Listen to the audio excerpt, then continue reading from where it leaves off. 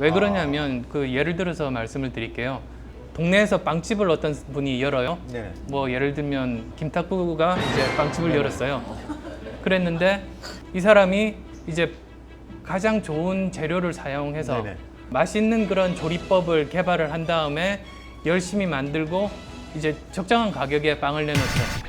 그러면 동네 분들이 이렇게 와서 옆집과 비교해 본 다음에 아 이게 그 건강해 보이고 가격도 적당하고 그러면 이제 구입을 해서 사 먹죠. 네네. 그러면 그 결과로 빵집은 돈을 벌어요. 네네. 즉 이렇게 보면 빵집이 돈을 버는 이유가 돈을 벌려고 해서가 아니고 자기가 하고자 하는 일을 열심히 잘하니까 그 결과로 인정을 받아서 돈을 벌어요. 그러니까 이게 과연 수익 창출이라는 게 목적일까? 저는 결과 같다는 생각을 했어요. 네네. 또 이제 반대 이제 예를 들어드리면 옆집에 또 다른 기존의 빵집은 수익 창출이 목적이에요. 네네. 그러다 보니까 사실은 이게 목적이라는 게 무서운 게 수단을 정당화시킬 수 있거든요. 네네네. 그러니까 돈을 벌기 위해서는 어떻게 하느냐? 그 값싸고 건강에도 안 좋은 재료를 사서 네네. 이렇게 빵을 만들면 돈은 최대한 많이 벌죠. 네네. 근데 그 빵집만 많이 벌고 그 동네 아이들은 다 건강을 잃어요. 그러니까 사실은 사회 악인 거죠. 혼자 잘 살지 사회 전체로 보면 해가 되는 그런 존재. 이게 범죄 집단하고 다를 바가 없거든요. 그러니까 사업 처음 해보는 사람 입장에서 돈을 벌려고 하면 좀 걱정되고 겁도 나지만 제가 하는 일 열심히 하고 그 결과를 인정받으면 돈을 벌 수 있다고 하니까 제가 할 수 있는 일은 돈 버는 일이 아니라 제가 하는 일만 열심히 하면 되는 거예요. 그래서 용기를 얻었죠. 근데 이게 어쨌든 간에 성공을 했으니까 이 과정도 중요하다고 얘기할 수 있는 거 아니겠습니까? 처음 출발할 때부터 생각을 했습니까? 아니면 성공을 한 다음에 그걸 약간 끼워봤습니까? 저는 성공 확률은 전혀 생각 안 해요. 결과는 하늘에서 주어지는 것이 아닐까. 그래서 저는 지금까지 살면서 한 번도 이렇게 성공 가능성 이런 것들 생각해보고 한 적이 없어요. 야, 근데 너무 이렇게 원칙을 딱 정해놓고 살아가시잖아요. 예. 그러면 사실 우리가 뭐 책에서도 나오고 속담에도 있지만 맑은 물에는 고기가 살지 않는다. 예. 좀 접대도 해야 되고 예. 달랑달랑도 해야 되고 예. 편법이라든지 예, 안 썼어요. 미안합니다.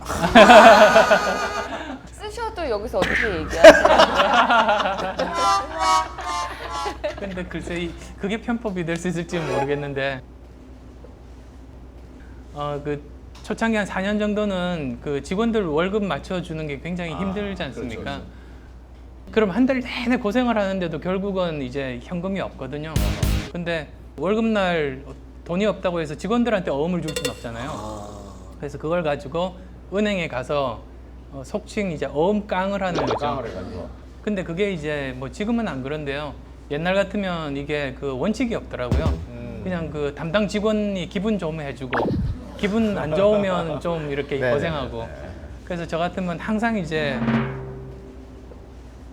저기 곰보빵을 좋아하는 직원이 하나 있어가지고 은행 갈 때 항상 이렇게 들러서 곰보빵 사가지고 갔던 그런 게 편법인가?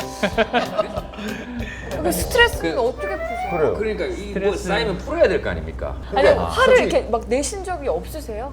네. 저한테는 화가 나죠. 다른 사람한테 화는 안 내요. 아 그래요? 그리고 회사에서도 보면 제가 화를 낸다고 문제가 해결되기는커녕 다른 사람들 긴장하게 만들고 그러니까 이미 자기 잘못을 알고 있는 사람한테 화내는 것만큼 어리석은 일이 없더라고요. 어허. 예. 자기한테 화가 날 때는 어떻게 합니까? 막 소리 지르고 막. 그래서 예 저한테 화가 날 때는 네. 뭐 저기 그냥 샤워 틀어놓고 한번 이렇게 고함을 한번 질러 본다든지 고함 크게 지르는 건 확실하죠.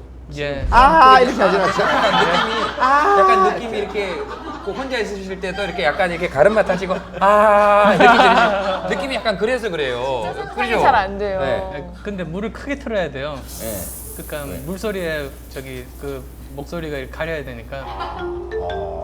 또 그것도 가리시는 거예요?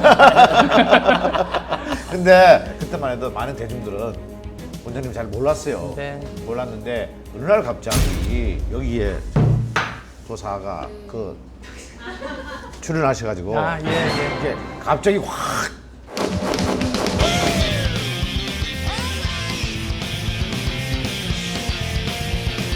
그 이후로 이제 방방곡곡을 다니시면서 강의를 하셨단 말이에요. 네. 이제 청춘 콘서트를 시작하셨는데 아,